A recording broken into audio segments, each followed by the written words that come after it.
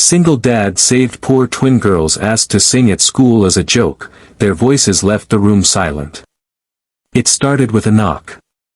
Jake Walters, a single father scraping by as a mechanic in the quiet town of Millfield, wasn't expecting visitors that cold November evening. Life hadn't been gentle with him. He lost his wife to cancer 3 years ago, leaving him to raise his 7-year-old son, Mason, alone.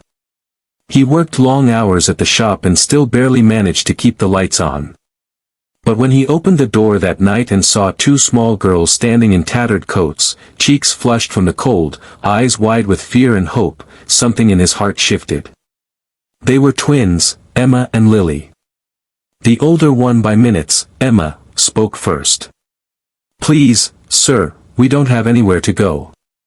They had run from a foster home where things weren't safe, escaping into the night, somehow guided to Jake's modest porch. He could have called child services.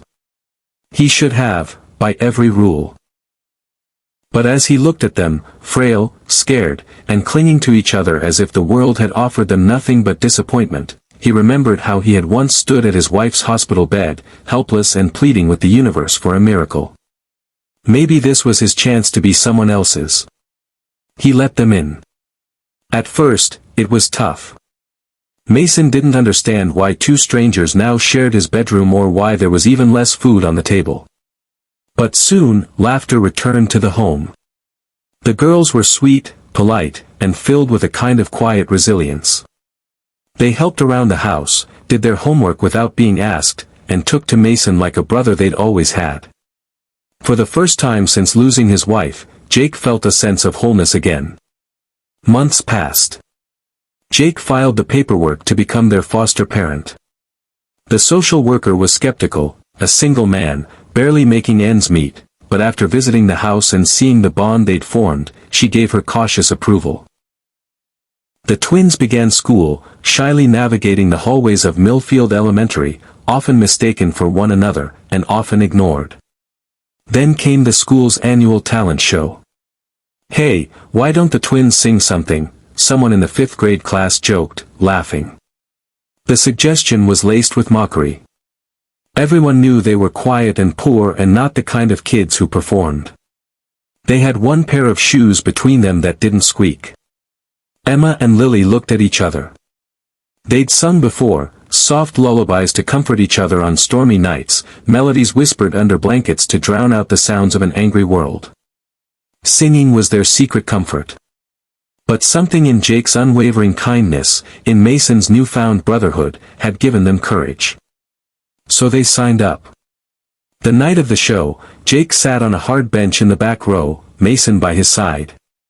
His heart pounded harder than it ever had, even during his wife's final days. He knew the kids at that school could be cruel. He had seen it in the sidelong glances, the whispered gossip when he picked them up. He had told the girls they didn't have to do it, but they had insisted. "You believed in us first," Lily said. "Now it's our turn." The curtain opened.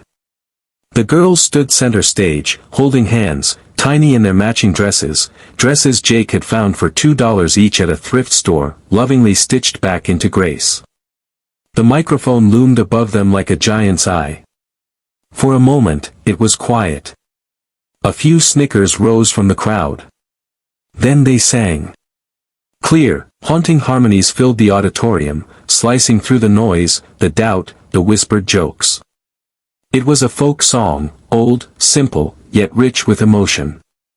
Their voices, pure and trembling with heartache and hope, wove through the crowd like a story long forgotten.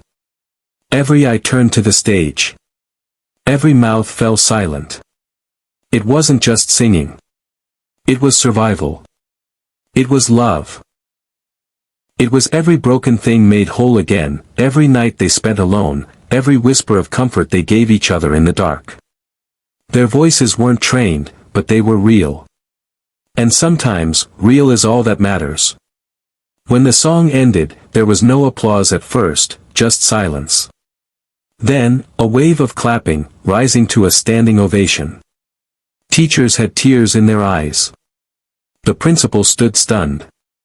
Even the kids who had mocked them sat frozen, faces slack with disbelief.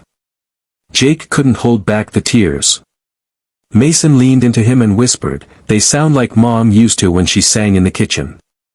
After the show, people approached Jake, offering compliments, encouragement, even donations. The local news ran a small story. A retired music teacher offered to train the girls for free. One neighbor started a GoFundMe to help Jake cover the adoption fees. For the first time, the community saw him not as the struggling single dad with grease on his hands, but as a man who had given everything he had, and received something priceless in return. 6 months later, Jake officially adopted Emma and Lily. The day they signed the papers, Lily whispered, "You saved us." Jake shook his head. "You saved me." Their story traveled beyond Millfield. A video of their performance went viral. People from all over wrote letters, saying how the twins reminded them of what love and kindness look like. How one man's decision to open his door changed 3 lives, and maybe more. Years later, Emma and Lily would go on to sing on bigger stages, but they never forgot the porch where they were first welcomed, the thrift store dresses, the beat-up truck Jake drove, or the man who believed in them when no one else did. Because sometimes, the smallest voices carry the loudest truths. And sometimes, the quietest acts of kindness echo the farthest. Jake never asked for recognition. He never had much. But he had love. And in the end, it was more than enough. And that's the story of a single dad, 2 broken little girls, and a song that silenced a room, only to awaken a world.